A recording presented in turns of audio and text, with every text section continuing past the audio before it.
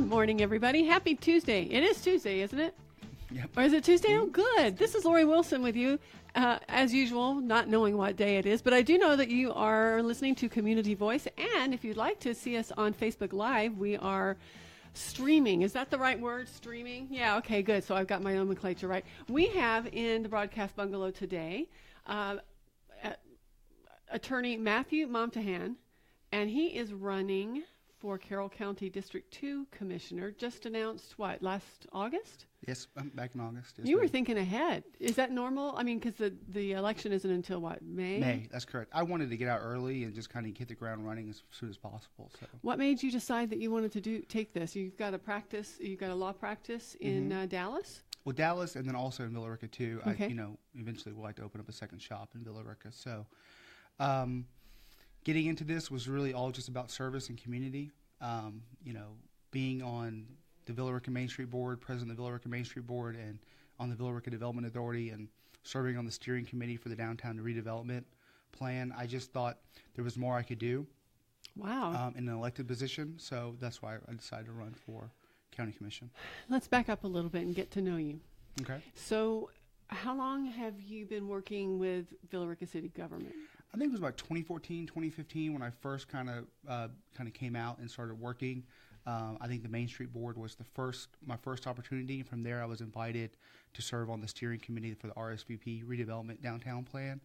RSVP. Yeah, it's referred to as RSVP. It was through the Carl Vincent Institute of Government at UGA, and cannot exactly recall what RSVP stood for exactly, but nevertheless, their focus was on redeveloping downtown and bringing a plan for redevelopment of downtown to revitalize downtown. And Villa Rica looks, it's great.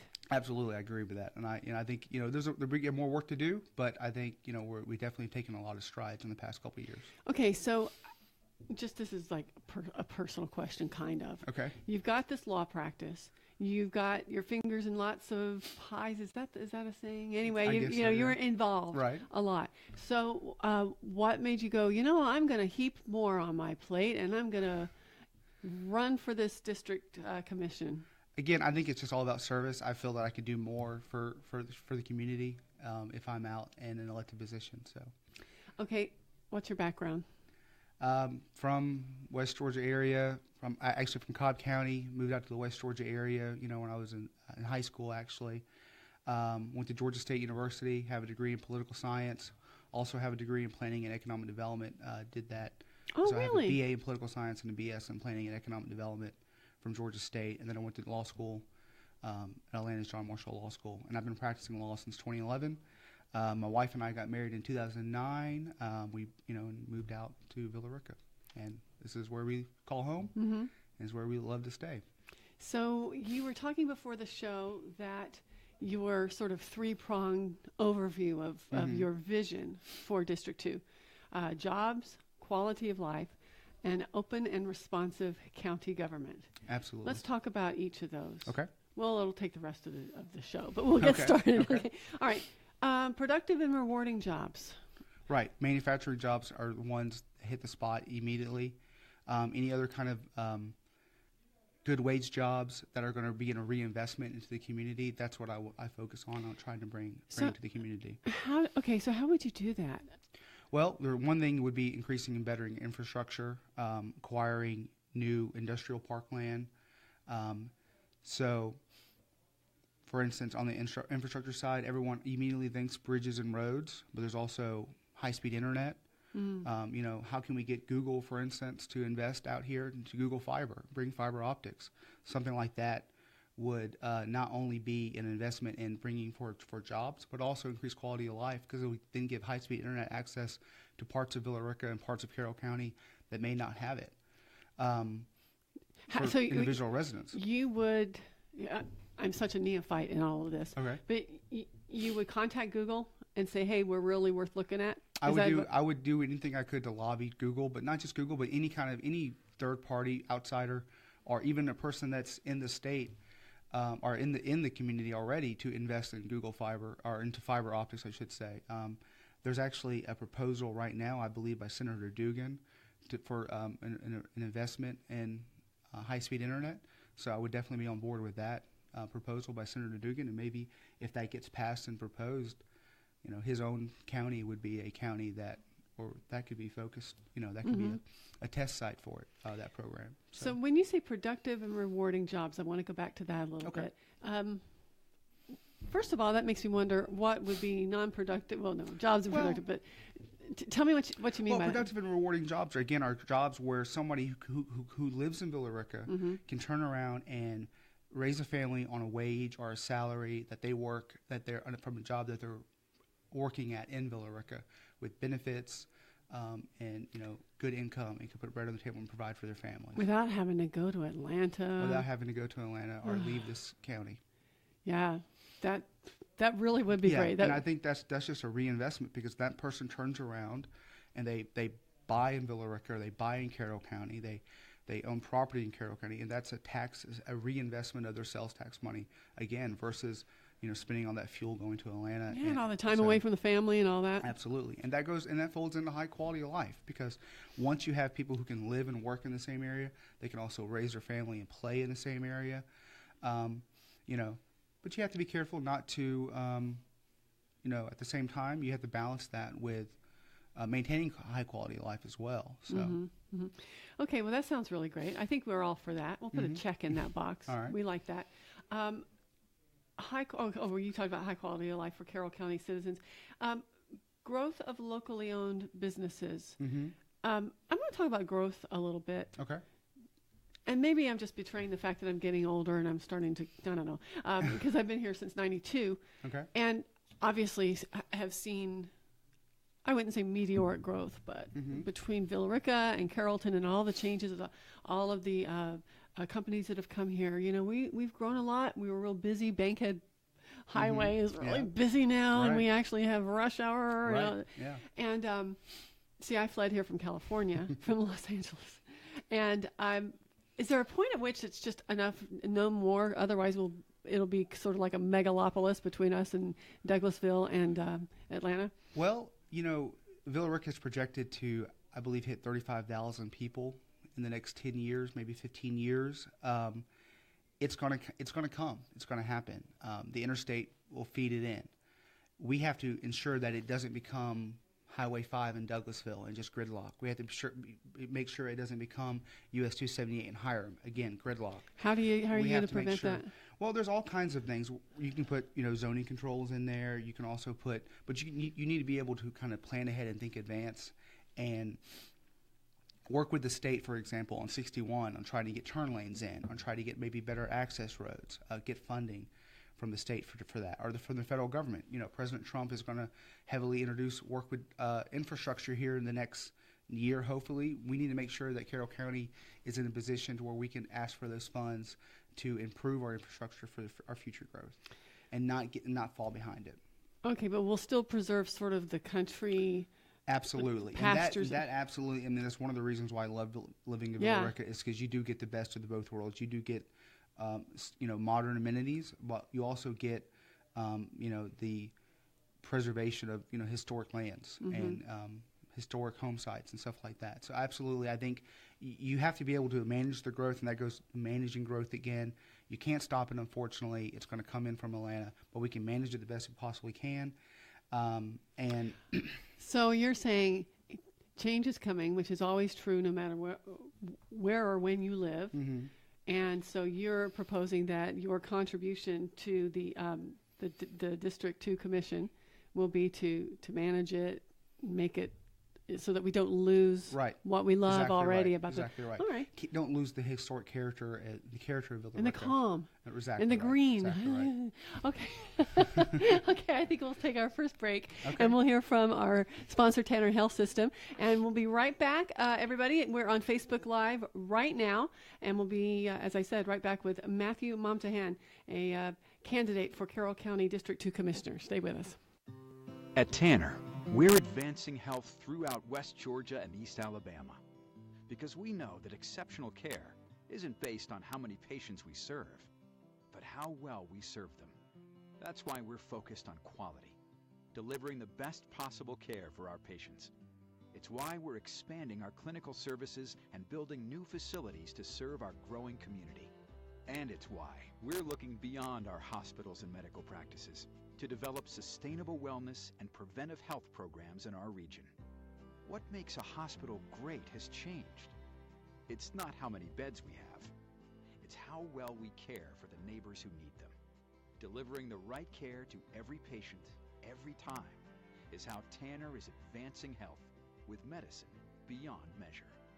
Learn more at tanner.org or find a physician on our medical staff by calling 770-214-CARE.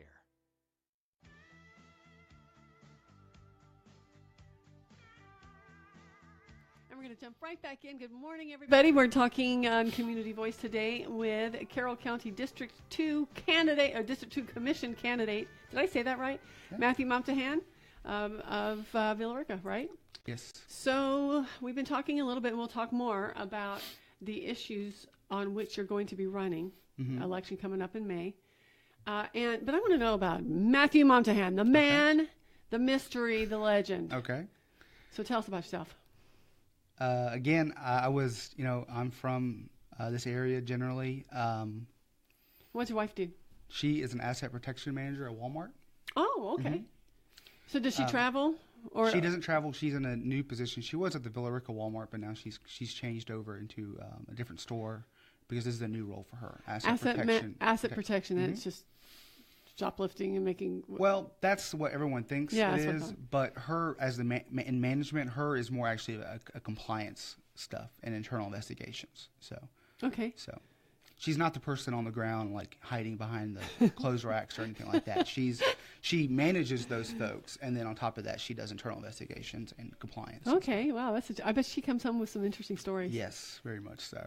Okay, and she's ask her to come on the show. I want to. Okay, all right, I'll ask her. Okay, and so we were talking again. Oh, tell us where you hope. Where do you see yourself in 10 years? I see myself in Villa Rica.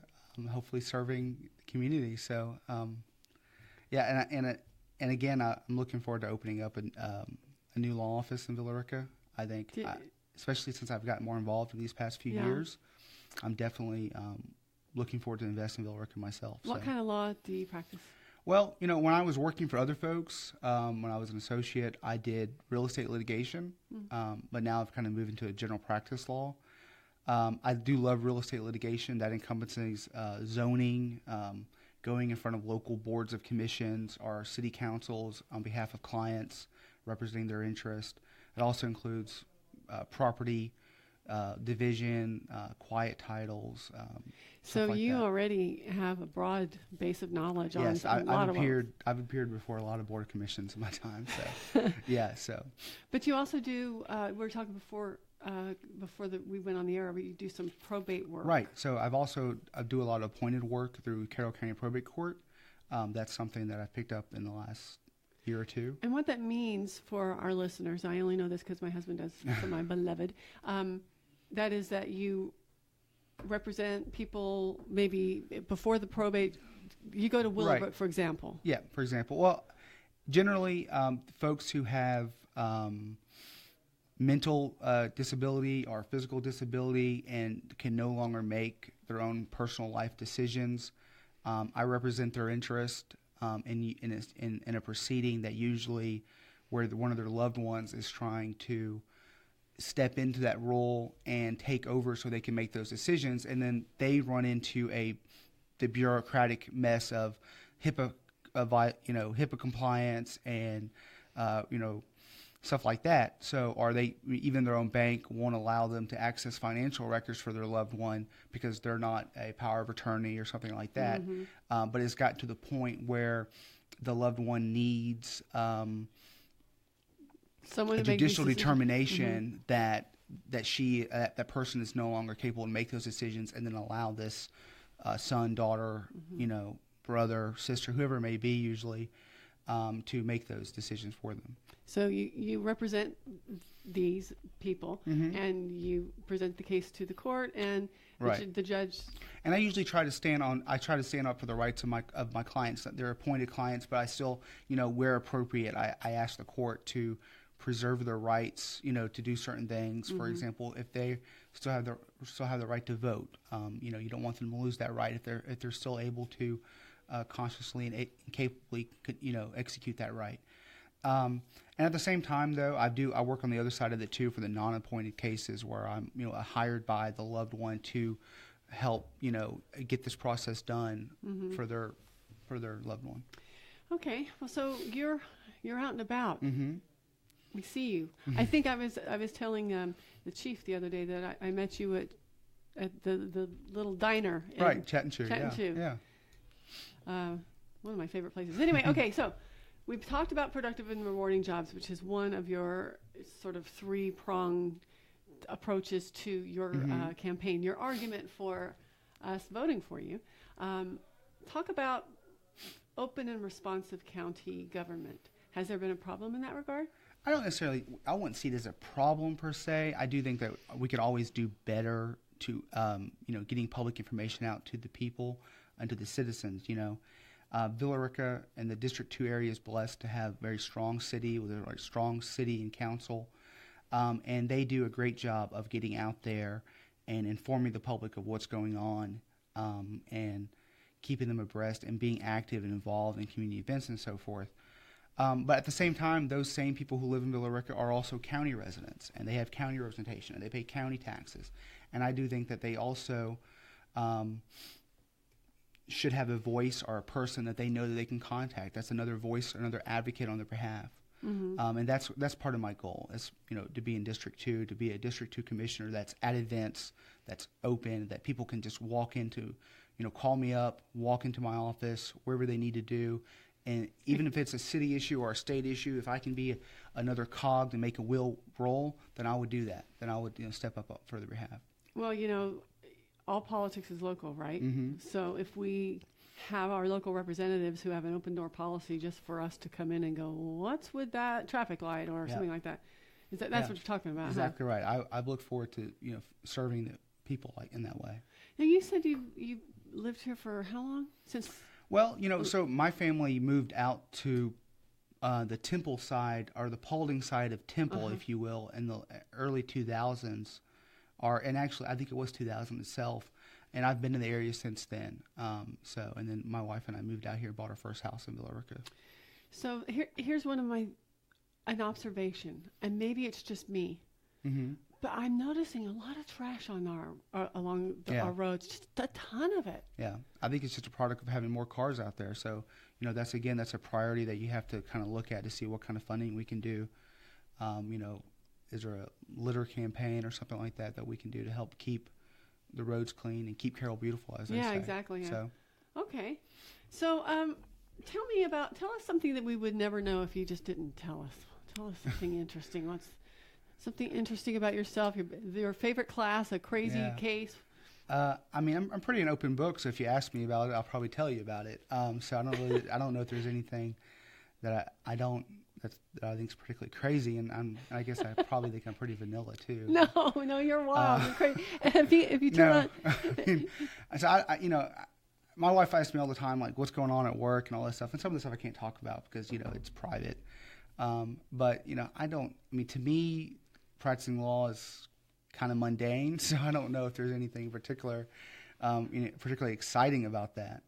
But I mean, you've sort of been making an argument, at least that I've perceived during this conversation, that the skills that you have and daily apply in your capacity as an attorney and your background in education are directly, it sounds to me, directly applicable to this District 2 Commission seat. Yeah, absolutely. I think everybody on the commission can bring their voice, can bring their skills and their experience to the commission. I do believe that having an attorney on the board would be an additional skill, an additional piece of experience from a policy-making perspective that would be beneficial. Of course, you have the county attorney's office who kind of keeps the commission out of hot water, if you will, or negotiates things. But, having somebody that has a legal training or legal skills would also be good from a policy-making perspective and assessing ramifications of decisions. Mm-hmm. How many people sit on that commission? There's six with the chairman, plus the chairman, yeah. Okay. I was just wondering. So is somebody retiring or somebody's term is over? Or? Well, Vicki Anderson is not going to run again. Oh, okay. So. Okay. Well, we just got the 10-minute signal, so that means it's time for our second break already. Okay. All right, so we're going to hear from Tanner Health System. And, hey, we're still on Facebook Live. Tune in on News Talk 1330's Facebook page. And until then, we're going to give you 60 seconds with Tanner Health System and be right back. At Tanner, we're advancing health throughout West Georgia and East Alabama because we know that exceptional care isn't based on how many patients we serve, but how well we serve them. That's why we're focused on quality, delivering the best possible care for our patients. It's why we're expanding our clinical services and building new facilities to serve our growing community. And it's why we're looking beyond our hospitals and medical practices to develop sustainable wellness and preventive health programs in our region. What makes a hospital great has changed. It's not how many beds we have. It's how well we care for the neighbors who need them. Delivering the right care to every patient, every time, is how Tanner is advancing health with medicine beyond measure. Learn more at tanner.org or find a physician on our medical staff by calling 770-214-CARE.